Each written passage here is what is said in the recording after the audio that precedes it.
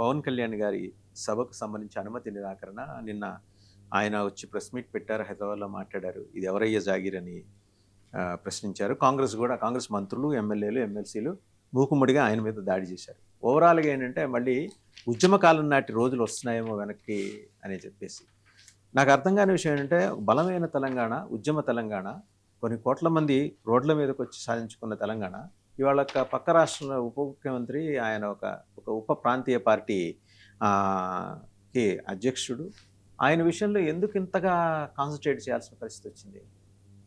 So Pawan Kalyan గారు, జనసేన అధినేత పవన్ కళ్యాణ్ గారు ప్రెస్ మీట్ నేను స్ఫూర్తిగా విన్నాను. ఆయన మాట్లాడిన మాటల్లో చాలా గొప్పగా, పర్ఫెక్ట్ గా నాకైతే కొన్ని కీలకమైన విషయాలు ఆయన ప్రస్తావించారు.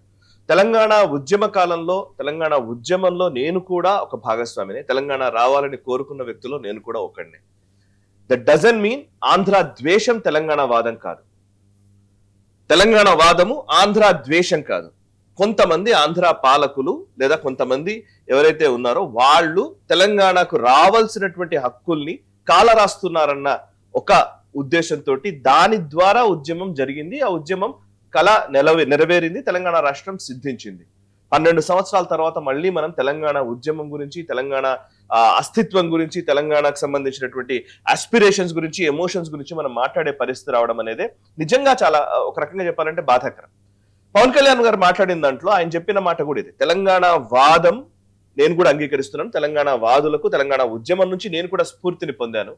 అయితే ప్రాంతీయ అభిమానము దేశ సమగ్రతకు భంగం కలిగించే పరిస్థితి రాకూడదు అనేది ఆయన మాట్లాడింది. నేను పూర్తిగా ఎంతో ఒకసారి ఆయన మాట్లాడింది చూద్దామా, ఏం మాట్లాడారు? నువ్వు హైదరాబాద్ లోకి ఎలా అడుగు పెడతావు? నీకు హైదరాబాద్ లో ఏం పని? ఇది నేను ప్రత్యేకించి చెప్తా ఉన్నా. మీరెవరైనా నన్ను బెదిరించడానికి, బెదిరించే వాళ్ళు మీ అయ్యా జాగీరా తెలంగాణ? సరే, పొన్నం ప్రభాకర్ కూడా మాట్లాడే మా అయ్య జాగిరే అని చెప్తున్నాడు పొన్నం ప్రభాకర్. మిస్టర్ పవన్ కళ్యాణ్, ఇది మా అయ్య జాగిరే. సార్ వినేసాం కదా, మా తెలంగాణ ప్రజల అయ్య జాగిరే. అదండి మాట ప్రతి మాట. అవును అవును. దీంట్లో అంటే ఇప్పుడు నాకు కనపడుతుంది ఏంటంటే ఇద్దరు కరెక్టే. తెలంగాణ ప్రజల అయ్య జాగిరే అని అన్నాడు. మా అయ్య జాగిరే అంటే ఆయన అని కాదు, తెలంగాణ ప్రజల అయ్య జాగిరే అన్నారు. మీ అయ్య జాగిరా అంటే మీ పొలిటికల్ నాయకుల జాగిరా అని చెప్పి పవన్ కళ్యాణ్ గారి ప్రశ్న. అది కాంగ్రెస్ జాగిరి కాదు, లేకపోతే టిఆర్ఎస్ జాగిరి కాదు, తెలంగాణ ప్రజల జాగిరా. తెలంగాణ ప్రజలకు సంబంధించినటువంటి వ్యవస్థ, దీంట్లో ఎవరికి సందేహం అక్కర్లేదే. అండ్ ఇంకొక పాయింట్ ఏంటంటే, పవన్ కళ్యాణ్ గారు మాట్లాడిన దాంట్లో నాకు కీలకంగా అనిపిస్తుంది, ప్రాంతీయ అభిమానం వేరు, దేశం పట్ల వ్యతిరేకత వేరు అని. నేను ఇది ఫేస్ చేశాను, నేను చూశాను. కశ్మీర్ లాంటి రాష్ట్రంలో ఏం జరుగుతుందో నాకు తెలుసు. ప్రాంతీయ వాదనల్ని ఎలా జొప్పించి, ఎలా దాన్ని ఇంకొంచెం ఎక్స్ప్లాయిట్ చేసే పరిస్థితిలోకి తీసుకెళ్తారో తెలుసు. నాకు అందుకే కేసీఆర్ గారి పట్ల ఒక గౌరవం ఒక సందర్భంలో అయితే చాలా సార్లు అనుకుంటాను. ఎందుకంటే ఆయన ఏ రోజు కూడా ఆయన తెలంగాణ రాష్ట్రం ఇంకొకరికి వ్యతిరేకం కాదు అని చెప్తూనే వచ్చారు. ఆయన అప్పుడు నేను ప్రొఫెసర్ జయశంకర్ గారితో మాట్లాడినప్పుడు కానీ, కోదండరామ్ గారితో మాట్లాడినప్పుడు చాలా క్లారిటీ ఆఫ్ థాట్ ఉండేది. ఒక టైంలో ఇంత క్లారిటీ ఆఫ్ థాట్ ఉండేదంటే, హిందీ రాష్ట్రాలు ఎన్నున్నాయి, హిందీ మాట్లాడే వాళ్ళు, ఐ మీన్ మనం ఇప్పటికీ మాట్లాడతాం కదా, హిందీ బెల్ట్ అంటాం కదా, సో ఇన్ని రాష్ట్రాలు ఉన్నాయి, తెలుగు రాష్ట్రాలు ఎందుకు ఉండకూడదు రెండు? ఈ ఆర్గ్యుమెంట్ ఆ రోజు చేశాం. సో ఇవాళ మనం కొత్తగా మాట్లాడాల్సింది ఏం లేదు, ఇవన్నిటికీ సమాధానాలు పాత రోజుల్లోనే వచ్చేసాయి. రాష్ట్రాలుగా విడిపోదాం, ప్రజలుగా కలిసి ఉందాం అనే మాట. అండ్ పొలిటికల్ పార్టీ నాయకుల గురించి మాట్లాడితే, ఇప్పుడు ఎందుకు ఎంత వివాదం వస్తుంది, పవన్ కళ్యాణ్ గారు ఇక్కడ ఎందుకు సభ పెట్టాలి, పవన్ కళ్యాణ్ గారు ఇక్కడ ఎందుకు రాజకీయం చేయాలి, ఇవాళ ఆయన కొత్తగా చేయట్లేదు. ఈవెన్ పవన్ కళ్యాణ్ గారు కూడా వాళ్ళు నిన్నెందుకు ఆయన మాట్లాడిన దాంట్లో ఆయన కొంచెం వేరేలా, ఆయన మాట్లాడిన విధానం కరెక్టే కావచ్చు, కానీ ఆయన చెప్పిన మాట కొంచెం తప్పుగా ఉంది. ఏంటంటే, నేను తెలంగాణలో రాజకీయాలు చేస్తా అని ఇవాళ ప్రకటించారు. ఆయన ఆల్రెడీ చేస్తున్నారు కదా, అంతే కదా. 2023 అసెంబ్లీ ఎన్నికల్లో 8 మంది అభ్యర్థులు పోటీ చేశారు. ఆయన పోటీ చేశారు కదా, ఇక్కడ అభ్యర్థులు పోటీ చేశారు, ఆయన ప్రచారంలో పాల్గొన్నారు, అనేక ప్రాంతాల్లోకి వెళ్లారు, ఆయన మాట్లాడారు. అండ్ ఆయన యాక్చువల్లీ ఇంకోటి 2014లో తెలంగాణ జనసేన ఆవిర్భావ సభ హైదరాబాద్ లో జరిగింది. ఆ వేదికగానే ఆయన విమర్శలు చేశారు. కాంగ్రెస్ హటావో దేశ్ బచావో అనే నినాదం, మోదీ గారు ఇచ్చిన నినాదాన్ని ఆయన రియేట్రేట్ చేశారు, ఇవాళ కాదు కొత్తగా. అండ్ ఈవెన్ కేసీఆర్ గారిని ప్రగతి భవన్ లో 2018 జనవరి నెలలో ప్రగతి భవన్ లో కేసీఆర్ గారిని పవన్ కళ్యాణ్ కలిశారు. నిజానికి ప్రగతి భవన్ కి గద్దరికి అనుమతించలేదు కేసీఆర్. మనకు తెలుసు కదా, ఇవన్నీ మనం మాట్లాడుకున్నాం. అండ్ కోదండరామ్ గారు ఇప్పుడు వాళ్ళ మాట్లాడుతున్నాం, ఆంధ్ర పాలకులు ఇక్కడ పెత్తనం చేయకూడదు, ఇక్కడ అసలు రాజకీయాల్లోకి రాకూడదు, ఇక్కడ సెక్రటరియట్ లో పని చేయకూడదు అని నిన్న కోదండరామ్ గారు అంటే నాకు చాలా ఆశ్చర్యం వేసింది.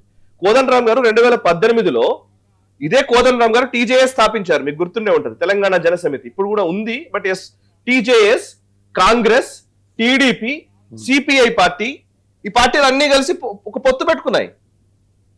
2018 అసెంబ్లీ ఎలక్షన్స్ లో ఖమ్మంలో జరిగిన సభలో చంద్రబాబు గారు, రాహుల్ గాంధీ, మల్లు భట్టి విక్రమార్క, ఉత్తమ్ కుమార్ రెడ్డి వీళ్ళందరూ ఒకే వేదిక మీద కనిపిస్తారు, ఇంక్లూడింగ్ కోదండరామ్ గారు 2018 అసెంబ్లీ ఎన్నికల ప్రచారంలో. అప్పుడు మీకు ఒకటి వచ్చింది చూసారా, అప్పుడు మీకు మీరు కట్టింగ్స్ కూడా ఉంటాయి, పేపర్ కట్టింగ్స్ కూడా ఉంటాయి, గూగుల్ ఇంటర్నెట్ చూస్తే. దాంట్లో ఏంటంటే హిస్టారికల్ నీడ్ అన్నారు అప్పుడు కాంగ్రెస్ టీడీపీ అలయన్స్, ఒక చారిత్రక అవసరం. ప్రాంతీయవాదం ఉగ్రవాదం కంటే డేంజర్ అనే మాట అన్నారు. ఒకసారి చూద్దామండి పవన్ కళ్యాణ్ గారు. మీరు ఇలాంటి ప్రాంతీయతల మీద కూర్చోబెట్టి తమిళ్లో అంటే భారతదేశం అంతరంగిక భద్రత దెబ్బతింటది. మీరు ఇలాంటి మాటలు మాట్లాడితే భారతదేశం ఉగ్రవాదం కంటే కూడా ఇది చాలా డేంజరస్. కూర్చోబెట్టి ఎక్కడ దాకా మాట్లాడాలి ప్రాంతీయత గురించి చాలా చాలా జాగ్రత్తగా ఉండాలి. అది ఆయన అనేది ఏంటంటే పారామీటర్స్ ఉంటాయి ప్రాంతీయవాదానికి, వాదం ఉన్మాదం కాకూడదు అనేది. అవును అవును కరెక్ట్. ఎందుకంటే మనం కశ్మీర్ చూసామండి, కశ్మీర్ వాదనలు అవే. మనం ప్రాంతీయవాదం ఎలా ఎక్కడికి వెళ్ళిపోయిందని అంటే జరిగలేదా అంటే కనుక ఇప్పుడు ఉన్న వాళ్ళు వీళ్ళందరూ విమర్శించవచ్చు కాక. ఆయన ఇంకొక మాట కూడా అన్నారు, కమ్యూనిస్టులు నిజంగానే వాళ్ళ ద్వంద్వ ప్రమాణాలు ఉంటాయి కమ్యూనిస్టులకు సంబంధించి. వాళ్ళు ఏమంటారు, ప్రపంచ కార్మికులారా ఏకం కండి అనేది ఒక వాదన. ప్రపంచ కార్మికులారా ఏకం కండి అన్న దగ్గర నుంచి ఇవాళ ఎక్కడికి వెళ్ళిపోతున్నారు మీరు అని అడిగారు ఆయన. ఇదే నా కామ్రేడ్స్ అని అడిగారు లిటరల్లీ. అంటే నా పాయింట్ ఏంటంటే ఈవెన్ ఈ ఒక్క విషయమే కాదు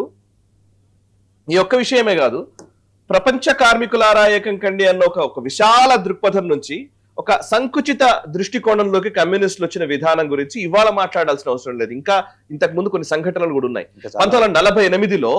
1948లో సెప్టెంబర్ 17వ తేదీన నిజాం మెడలు వంచి భారతదేశంలో ఈ హైదరాబాద్ సంస్థానాన్ని విలీనం చేసిన తర్వాత కమ్యూనిస్టులు సాయుధ పోరాటం చేశారు కదా. సాయుధ పోరాటం చేసిన కమ్యూనిస్ట్ నాయకులు కొంతమంది, చంద్రరాజేశ్వరరావు గారు, మిగతా నాయకులు ఎవరో ఉన్నారు, ఈ నాయకులందరూ స్టాలిన్ ని వెళ్లి కలిశారు.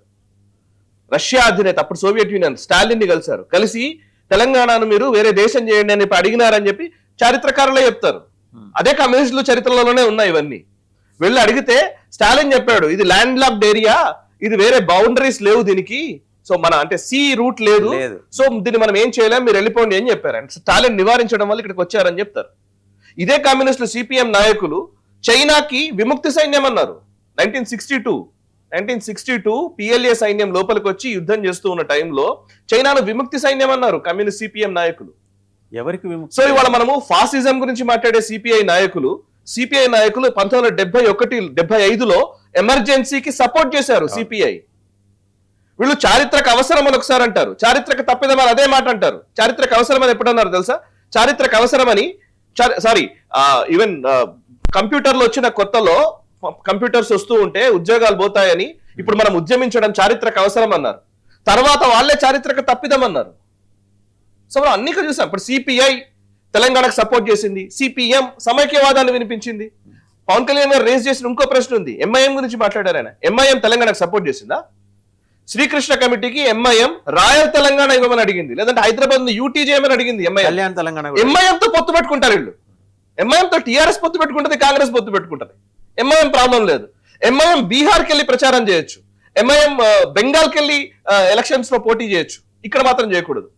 ఐయుఎంఎల్ ఇంకా దారుణం అండి. ఐయుఎంఎల్ మనం మాట్లాడడం చాలా సార్లు. All India Muslim League Jinnah స్థాపించినటువంటి పార్టీలో భద్రాస్ ప్రావిన్స్ ని హెడ్ చేసినటువంటి వ్యక్తి స్థాపించినటువంటి ఐయుఎంఎల్ ఈ రోజు యూడిఎఫ్ లో భాగస్వామ్య పార్టీ. సో ఇవన్నీ తప్పు కాదు, కేవలం కొన్ని విషయాల్లోకి వస్తే మాత్రమే అంటే సెలెక్టివ్ అప్రోచ్ ఉంటుంది చూసారా, ఇది హిపోక్రసీ. ఈ హిపోక్రసీ మంచిది కాదు. మీరు ఇందాక అన్నారు కదా, రాహుల్ గాంధీ, చంద్రబాబు, ఉత్తమ్ కుమార్ రెడ్డి, ప్రొఫెసర్ కోదండరామ్, ఆ ఫోటో 2018 నాటి 2018 అసెంబ్లీ ఎన్నికల్లో ఇది. మరి దానికి ఎవరు సమాధానం చెప్పాలి? ఇవాళ నాకు బాధేసింది. కోదండరామ్ గారు అంటే నాకు చాలా గౌరవం. అసలు యాక్చువల్లీ కోదండరామ్ గారిని అంటే ఎంత ప్రేమిస్తానో నాకు తెలుసు, వారితో ఎన్నోసార్లు మాట్లాడాను. 2018లో పాపం ఆయన కూడా చాలా ఇబ్బంది పడుతున్న స్టేజ్ మీద కూర్చున్నారు. అప్పుడు నాకు బాగా గుర్తు, ఆయన ఇబ్బంది పడుతూనే కూర్చున్నారు కానీ తప్పదు, రాజకీయ అవసరం, కేసీఆర్ ని గద్దె దించాలంటే ఇది తప్పదు అన్న వ్యక్తి ఆయన. నాకు అప్పుడు నేను వాళ్ళతో చర్చలు చేసే సమయంలో టీజేఎస్ అండ్ వీళ్ళు చెప్పిన మాట ఏంటంటే, కాంగ్రెస్ టీడీపీకి సంబంధించి టీడీపీకి దక్షిణ తెలంగాణలో కొంత ఓటు ఉంటుంది, కాంగ్రెస్ కు ఉంది, ఈ రెండు కలిస్తే మనం అధికారంలోకి రావచ్చు అనేది అప్పుడు వాళ్ళ ఫార్ములా. సూత్రి గారు మీకు గుర్తుంటే కేసీఆర్ గారు ప్రచార సభల్లో చెప్పిన మాట, ఇంతకుముందు కాంగ్రెస్ నాయకులు ఢిల్లీ వెళ్ళేవారు, ఇప్పుడు విజయవాడకి వెళ్ళి టికెట్లు అడుక్కుంటున్నారు అని చెప్పేసి కేసీఆర్ గారు విమర్శించారు ఆ టైం. కేసీఆర్ వెపన్స్ ఇచ్చారు. సో ఇప్పుడు మరి కాంగ్రెస్ ఇవాళ పొన్నం ప్రభాకర్ గారు సమాధానం చెప్తారా దీనికి? ఉత్తమ్ కుమార్ రెడ్డి గారిని తిడతారా? రాహుల్ గాంధీని విమర్శించగలరా? లేదా కోదండరామ్ గారిని ఒక మాట అనగలరా? సో మనము అంటే నేను మీరు అన్నదానికి ఏంటంటే 12 సంవత్సరాల తర్వాత మళ్ళీ మనం వాటి గురించి మాట్లాడడం అనేది ప్రాబ్లం. 12 సంవత్సరాలు ఇప్పుడు నేనేమంటున్నాను, తెలంగాణ ఎమోషన్స్ చాలా ఇంపార్టెంట్. నేను తెలంగాణ ఉద్యమాన్ని ఏ మాత్రం తక్కువ చేసినా నేను కూడా అంగీకరించను, నాకు కూడా బాధేస్తుంది. ఎందుకంటే బికాస్ తెలంగాణ అనే ఒక ఏ ప్రాంతానికైనా ఒక అస్తిత్వం ఉంటుంది, ఏ ప్రాంతమైనా సరే ఆ ప్రాంతానికి సంబంధించిన అభిమానం ఉండడంలో ఎటువంటి సందేహం అక్కర్లేదు. అది మొత్తం ఓవరాల్ ఒక సమగ్రతను పెంచే విధంగా ఉండాలి కానీ సంకుచిత ధోరణిలోకి తీసుకెళ్లకూడదు. అంటే నా అవసరం కోసం మాట్లాడతాను, నా అవసరం కానప్పుడు ఇంకోలాగా మాట్లాడతానంటే కుదరదు. ఆంధ్ర వాళ్ళు ఇక్కడ ఇన్వెస్ట్ చేస్తున్నట్టు ఈవెన్ మనం అమరావతిలో తెలంగాణకు సంబంధించిన వాళ్ళు చాలా మంది ఇన్వెస్ట్ చేసిన వాళ్ళు ఉన్నారు, తెలిసిన వాళ్ళు. చాలా మనం ఇక్కడ కాదండి, దుబాయ్ లో ఇన్వెస్ట్ చేస్తున్నారు. అండ్ ఈ రోజున్న పరిస్థితుల్లో గ్లోబలైజ్డ్ వరల్డ్ లో మనం ఉన్నాం.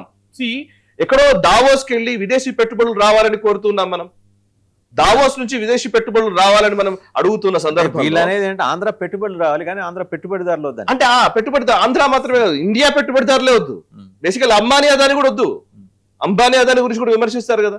So this left eco system కి ఉన్నటువంటి సంకుచిత స్వభావం వల్ల తెలంగాణ అనే ఒక ఉదాత్తమైనటువంటి ఒక గొప్ప భావనని ఇవాళ ఈ లెఫ్ట్ స్వభావము సంకుచిత పరుస్తోందని నా అభిప్రాయం. తినేస్తోంది. That's what I believe. Eating away